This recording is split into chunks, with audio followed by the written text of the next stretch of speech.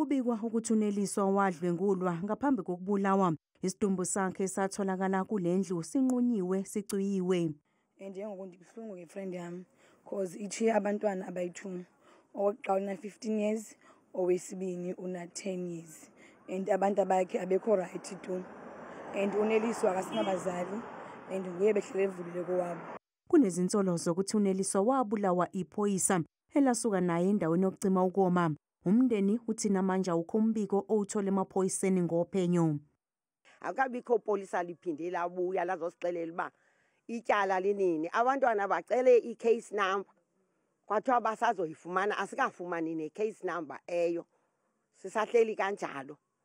Ngoku abantwana babona phezulu ezindabeni kuyathethwa ngendaba kaNeliswa. Kodwa thina kuthiwa umsolwa ungaphandle. Asikaxelelwa ke thina uba uphumele ngaphandle njani na kuba silindele ukuya etyaleni thina. Umphakathi ukhala ngokuhudula izinyawo kwamaphoyisa esigamekweni sezandile kule ndawo zokubulawa kwabantu. I-cases more than 10 ezikhona ezipha zabantu ababulewe and amaxesha ababulawa ngawo babulawa ebusuku mhlawumbe vele endaweni zokonwaba uninzi lwabo.